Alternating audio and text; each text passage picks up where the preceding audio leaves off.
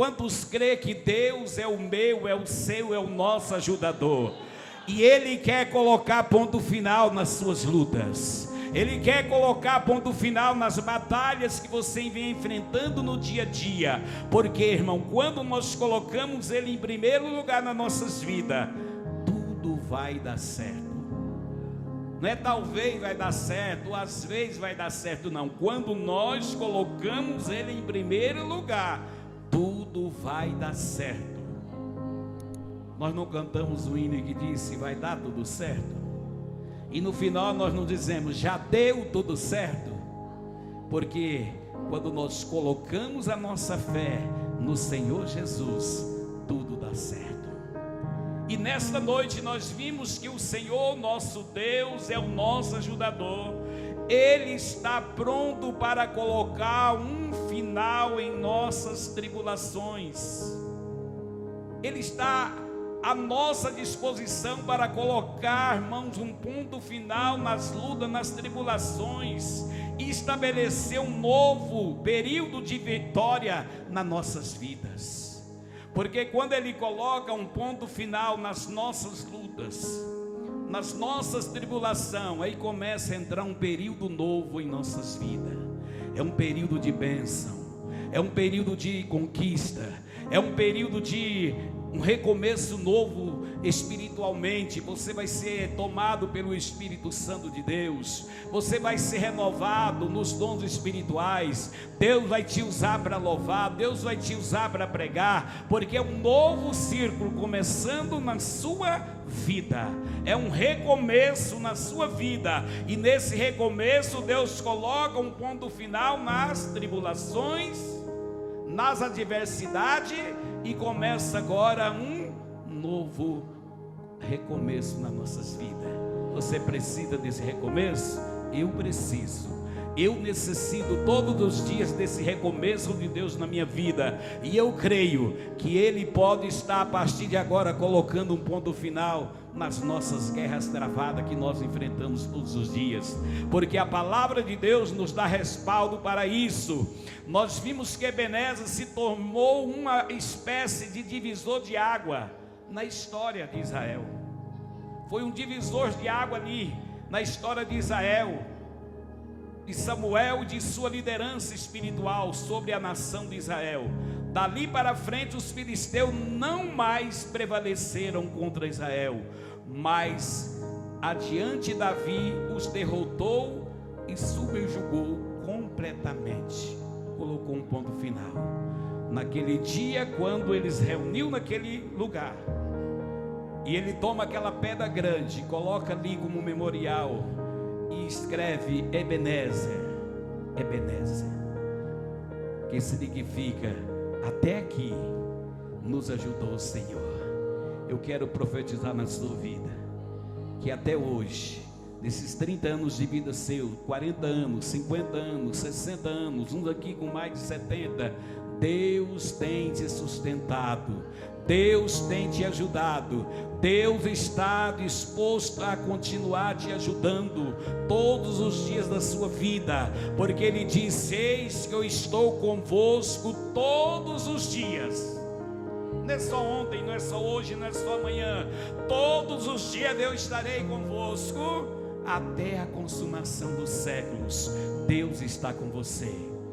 O Ebenezer, que significa até aqui nos ajudou o Senhor, Ele está te ajudando, Ele está te protegendo, Ele quer te dar uma nova vida, uma nova história. Agora cabe a mim e cabe a você se colocar na posição, porque Deus trabalha com aquele que quer ser trabalhado.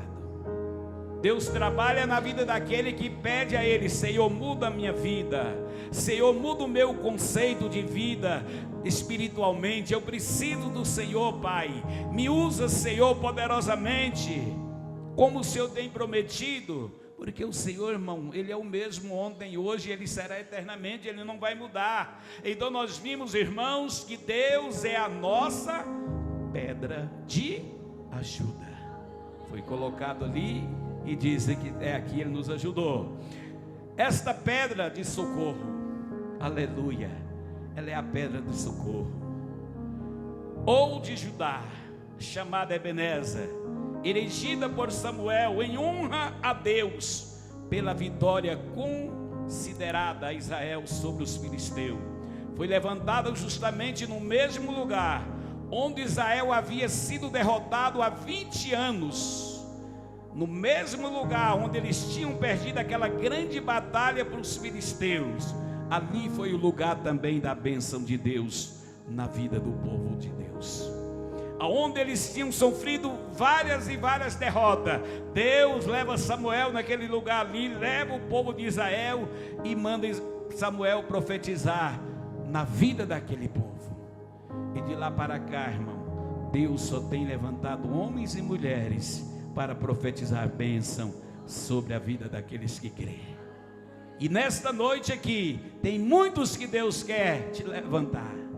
Tem muitos aqui que Deus precisa, porque, irmãos, cada um de vocês tem um potencial para Deus usar, de uma forma ou de outra. Deus tem você para ser uma bênção nas mãos dele. Assim como Samuel foi, você também pode ser um canal de bênção na vida de muitas pessoas, porque nós vimos que esta pedra é o nosso socorro.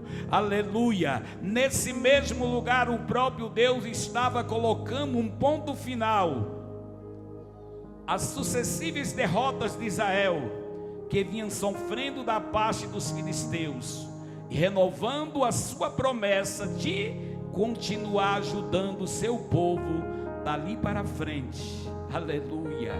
Dali para frente é começar uma nova história. Aleluia! Esse texto me lembra bem quando Josué estava conduzindo este mesmo povo, e ele, observando da maneira que o povo estava servindo a Deus, não agradava a ele.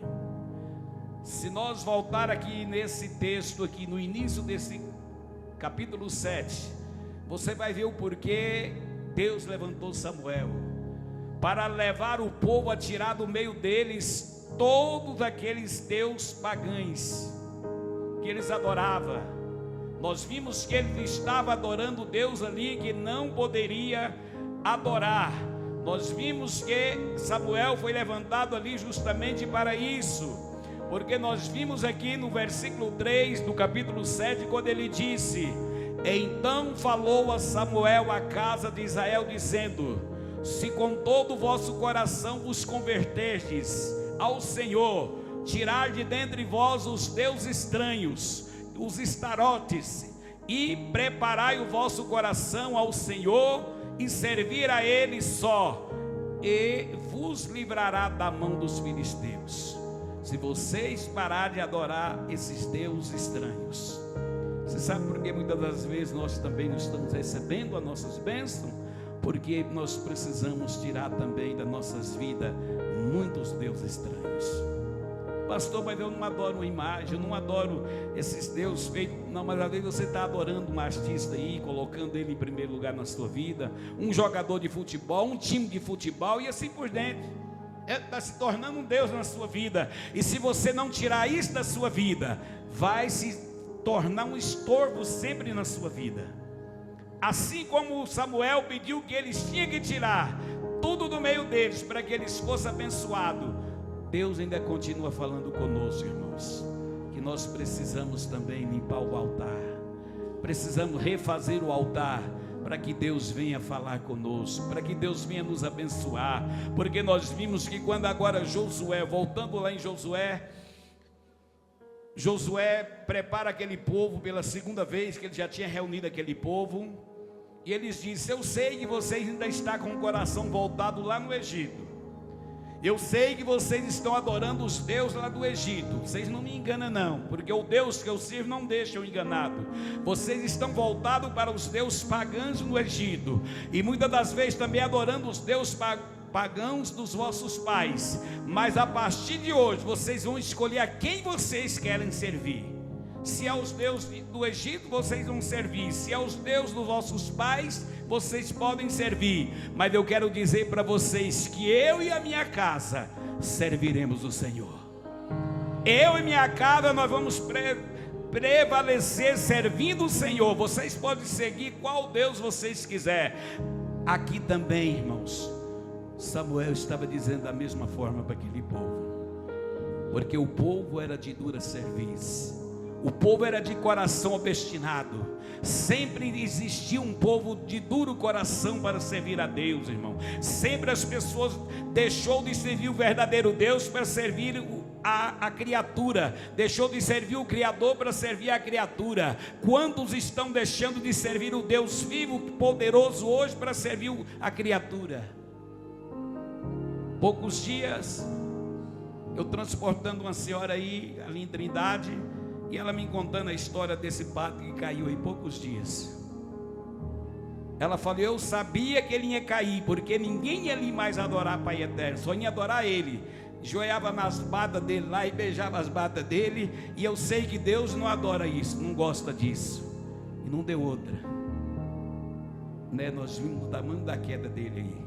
Tinha tudo na mão. Foi nascido e criado nessa cidade, o pai sendo professor nessa cidade.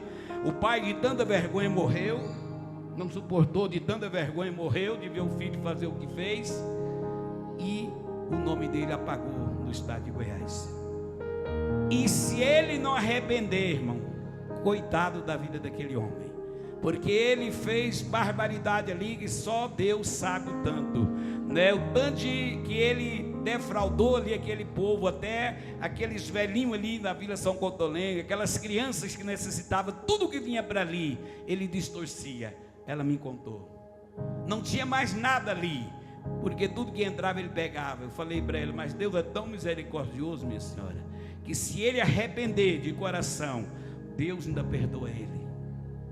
Se ele arrepender de coração, Deus ainda perdoa ele e salva a vida dele, porque Deus é maravilhoso, Deus é poderoso, Deus é fiel para aquele que se arrependam. Então nós vimos, irmãos, que esta palavra aqui, Ebenezer, Ebenezer, até aqui nos ajudou o Senhor. O Senhor é a pedra que ajudou Davi a derrubar o gigante Golias. Olha para vocês verem, o homem era grande, era um gigante. A pedra que foi jogada no Golias era grande, irmão? Não, irmão, pequenininha, coube num pedacinho de couro pequeno. Foi o suficiente para derrotar aquele grande homem chamado Golias. Mas porque não foi a pedra, foi esta pedra chamada o Senhor que derrubou aquele gigante por terra. Foi o suficiente para Davi destruir de uma vez por toda a valentia daquele homem. E disse: nós somos teus, ó Davi, e contigo estamos, ó filho de Jessé. Paz seja contigo, e a paz com quem te ajuda, pois que teu Deus te ajuda. E Davi os recebeu e os fez capitões das tropas, porque Davi tinha o controle agora de liderança. Aprendemos hoje à tarde ali sobre a liderança que Davi teve. Davi estava correndo, irmão, e foi esconder. Davi não queria ver ninguém. Davi queria descansar, e ele gastou uma caverna bem grande chamada Caverna de Adulão, e ali entrou e escondeu. Mas não sabendo ele que tinha 400 homens oprimidos, cheio de dívidas, cheio de problemas, cheio de tantas tribulação, porque naquela época, quando a pessoa ficava endividada, ele entrava num desconforto muito grande com a sociedade. E aqueles 400 homens procurou Davi, ele pensando que estava ali escondendo. E aqueles 400 homens chegam ali para Davi e pediu refúgio também naquela caverna. Não sabendo o povo, mas Davi, você vai ajudar esse povo cheio de problema, cheio de dívida, separado de família, abandonou família, você vai ajudar. Mas Davi não via os problemas da vida daquele povo, via ali um grande exército que ele estava levantando. Foi os homens mais valentes que Davi tiveram durante o seu reinado. Foi aqueles 400 homens da caverna que ficou com ele ali, porque ali Deus estava entregando nas mãos de Davi uma grande liderança para ele liderar o povo de Israel.